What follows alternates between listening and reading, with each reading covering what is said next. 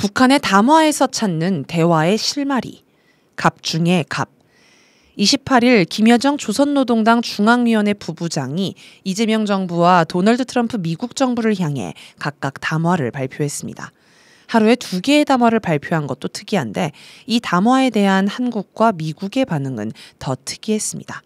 담화 내용은 기본적으로 한미 당국의 태도를 보니 대화는 불가능하다는 부정적인 것이었습니다. 그런데 한미 당국은 매우 긍정적으로 해석하기 위해 노력했습니다. 구병삼 통일부 대변인은 북한 당국이 이재명 정부의 대북 정책 방향을 예의주시하고 있다는 것을 보여주는 것으로 평가한다고 밝혔습니다. 그러면서 특별히 적대적이거나 조롱하는 표현은 없었다라며 긍정적으로 평가했습니다. 강유정 대통령실 대변인은 이재명 대통령이 이날 정동영 통일부 장관에게 임명장을 수여한 뒤 김 부부장 담화에 대한 의견을 물으며 평화적 분위기 안에서 남북한 신뢰 회복이 중요하다고 당부했다라고 했습니다.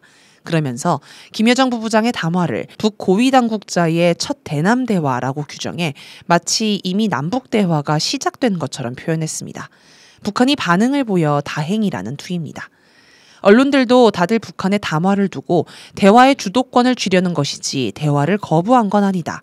대화를 거부하는 듯 하지만 실은 대화를 위한 요구사항을 밝힌 것이다.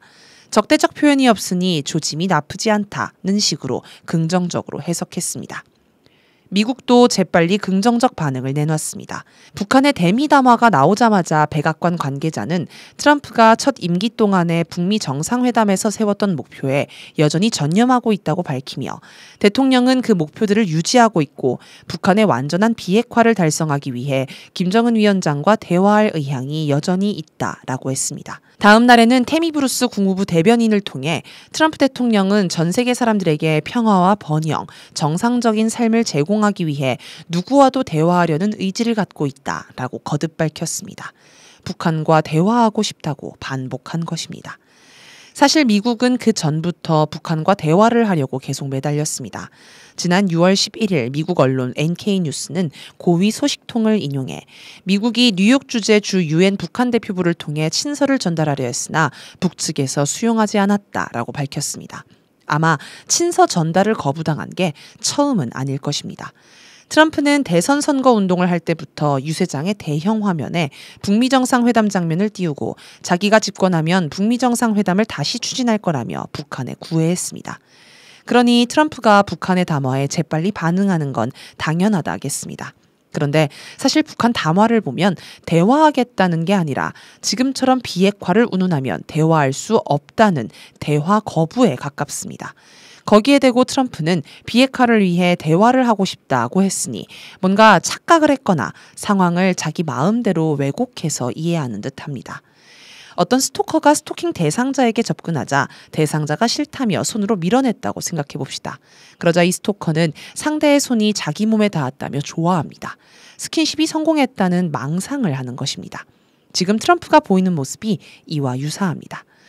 페르난도 하다지 브라질 재무부 장관은 29일 CNN 브라질과의 인터뷰에서 브라질은 트럼프를 향해 꼬리를 흔들거나 I love you, 사랑한다라고 말하지는 않을 것이라고 밝혔습니다. 그런데 지금 트럼프는 북한을 향해 꼬리를 흔들고 I love you를 외치고 있습니다. 이걸 보면 북한이 갑이고 미국이 을이라는 게 훤히 드러납니다. 지금 한미 관세 협상에서 한국은 미국에 쩔쩔매며 끌려다니고 있습니다. 트럼프가 관세 인상안이 담긴 서한을 개인 소셜미디어에 올리는 등 국가 간의 기본적인 예의도 지키지 않으면서 갑질을 하는데 우리 정부는 항의 한 번 못했습니다. 협상 직전에 일정을 취소한다거나 협상 중간에 유럽으로 가니 계속 협상을 하고 싶으면 쫓아오라고 하는 등 무례한 갑질을 계속했지만 그대로 끌려다녀야 했습니다. 미국이 갑, 한국이 을이라는 게 확연히 보입니다. 그런데 이런 미국의 북한이 갑이라니 북한은 갑 중의 갑, 슈퍼갑이라 하겠습니다. 한미 관세 협상의 지렛대.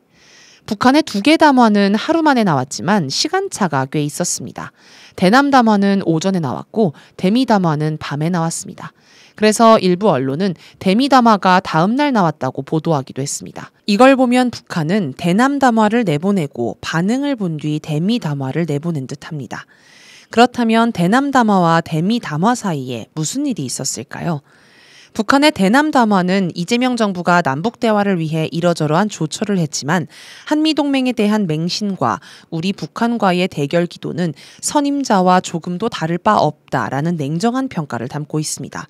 그러면서 조만간 침략적 성격의 대규모 합동 군사 연습의 연속적인 강행으로 초연이 거칠 날이 없을 것이라고 하면서 8월과 9월 예정된 대규모 한미연합훈련 을지 프리덤 실드와 한미일 연합훈련 프리덤 엣지를 겨냥했습니다. 그러자 곧바로 정동영 통일부 장관은 한미연합훈련의 조정을 건의할 생각이 있다라며 내일 29일 국가안전보장회의 NSC 실무조정회의에서 그 문제가 주요하게 논의될 것이라고 밝혔습니다.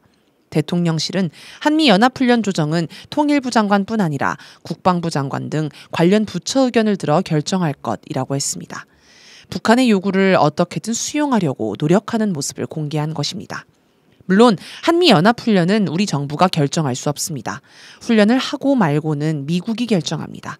따라서 대통령실이나 통일부 장관의 발언은 미국에 적극적으로 건의하겠다는 의미로 해석할 수 있습니다. 이런 우리 정부의 움직임을 보고 북한이 밤에 대미담화를 발표한 것으로 보입니다. 미국의 한미연합훈련 조정 건의를 수용하라고 압박하는 것입니다. 이런 일련의 과정을 보면 이재명 정부가 한미 관세 협상에서 북한 문제를 지렛대로 쓸 수 있겠다는 생각이 듭니다. 예를 들어 바이든 윤석열 시기 북미 관계는 최악이었다. 트럼프 문재인 시기가 그나마 나았다. 그러니 트럼프 이재명도 잘할 수 있지 않겠나. 한국이 중재하면 북미 관계의 돌파구가 열린다. 그러니 관세, 주한미군 지원금, 방위비 분담금 문제로 너무 압박하지 말라고 요구할 수 있습니다. 그런데 지금 상태로는 이재명 정부가 북미 대화를 중재할 수 없습니다. 북한의 담화를 보면 서울에서 어떤 정책이 수립되고 어떤 제안이 나오든 흥미가 없으며 한국과 마주 앉을 일도 논의할 문제도 없다는 공식 입장을 다시금 명백히 밝힌다라고 못을 박았습니다. 다만 담화에서 눈여겨볼 부분이 하나 있습니다. 해체되어야 할 통일부의 정상화를 시대적 과제로 내세운 것을 보아도 확실히 흡수통일이라는 망령에 정신적으로 포로된 한국 정객의 본색은 절대로 달라질 수 없다라고 하는 부분입니다. 이건 한국에서 말하는 통일은 곧 흡수통일이기 때문에 아예 통일을 꺼내지도 말라는 뜻입니다. 아무래도 남북 대화를 하려면 이 문제부터 해결해야 할 듯합니다. 한미연합훈련 중단은 이재명 정부가 결정할 수 있는 게 아니라 미국이 결정하는 문제니 한국은 한국 정부가 단독으로 할 수 있는 일을 해야 남북 대화의 가능성이 열리지 않을까 싶습니다. 따라서 이재명 정부는 흡수 통일을 하지 않겠다는 말에 그치지 말고 실제 행동으로 그 의지를 보여야 합니다. 3가지 전제 조건. 첫째, 당면한 공안 탄압을 중지해야 합니다. 이재명 정부가 공안 탄압을 한다? 언론에 많이 나오지는 않지만 이재명 정부 들어서서 국가보안법을 동원한 탄압이 줄을 잇고 있습니다.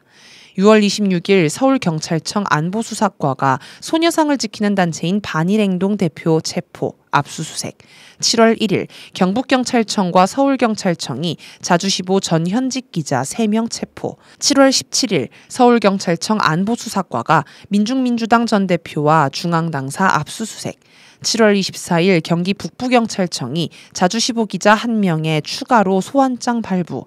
7월 28일 대전지방경찰청 안보수사과가 사람일보 사무실 압수수색, 7월 29일 인천 안보수사과가 권말선 시인을 체포 등의 일이 있었습니다. 모두 국가보안법 위반 혐의입니다. 국가보안법은 북한을 적으로 규정하고 통일을 가로막는 악법입니다. 이런 악법을 이용해 평화통일을 주장하는 정당, 단체, 언론사를 탄압하는 건 전형적인 반통일 행위입니다. 통일운동 세력을 탄압하면서 남북대화를 하자고 하면 진정성이 없다고 보일 것입니다. 내란 잔재 세력이 암약하며 국가보안법 사건을 자꾸 만들어 이재명 정부 대북 정책의 발목을 잡고 남북이 대결하도록 공작을 하는 것입니다. 이걸 통해 이재명 정부가 망하기를 바라는 것이지요. 공안경찰의 이런 움직임은 행정안전부가 충분히 통제할 수 있습니다. 둘째, 국가보안법을 폐지해야 합니다. 정동영은 28일 기자들에게 앞으로는 통일부에 신고만 하면 북한 주민을 자유롭게 무제한 접촉할 수 있도록 민간의 대북 접촉을 전면 허용하겠다라고 했습니다. 사실상 허가제로 운영되던 남북 민간 접촉을 실질적인 신고제로 운영하겠다는 겁니다. 그러나 이런 조처도 국가보안법이 있는 한 소용이 없습니다. 정부만 믿고 남북 민간 접촉을 했는데 정권이 바뀌면 북한 공작원을 만났다며 국가보안법으로 처벌하는 사례가 그간 너무 많았기 때문입니다. 통일부가 허가하고 공안기관이 잡아들이는 황당한 상황을 끝내려면 국가보안법을 폐지해야 합니다. 국가보안법은 유엔에도 가입한 북한을 국가로 인정하지 않고 반국가 단체로 규정합니다. 국가보안법은 흡수통일을 추구하는 대표적인 반통일 악법입니다. 이런 법을 놔두고 무슨 남북교류를 하고 민간 접촉을 할 수 있겠습니까? 고 노무현 전 대통령도 국가보안법을 폐지하자고 했고 21대 국회에는 민주당 의원도 다수 참여한 국가보안법 폐지 국회의원 모임도 있었습니다. 따라서 정부와 여당이 마음만 먹으면 언제든지 국가보안법을 폐지할 수 있습니다. 셋째, 헌법의 흡수통일 조항을 개정해야 합니다. 헌법 제4조는 대한민국은 통일을 지향하며 자유민주적 기본질서에 입각한 평화적 통일 정책을 수립하고 이를 추진한다 라고 하여 자유민주주의로 통일, 즉 흡수통일을 추진한다고 규정합니다. 헌법에 흡수통일을 명문화했으니 아무리 대통령이나 통일부 장관이 흡수통일 안 한다고 선언해도 소용이 없습니다. 따라서 이 조항을 고쳐야 합니다. 그런데 당장 개헌이 쉽지 않을 수 있습니다. 그러면 앞으로 흡수통일 조항을 삭제하는 개헌을 하겠다는 선언이라도 먼저 해야 합니다. 이렇게 세 가지를 하면 남북대화의 실마리가 열리며 미국에도 북미 대화를 중재할 수 있다며 한미 관세 협상, 주한미군 지원비 협상 등 미국을 상대할 때 지렛대로 쓸 수 있을 것입니다.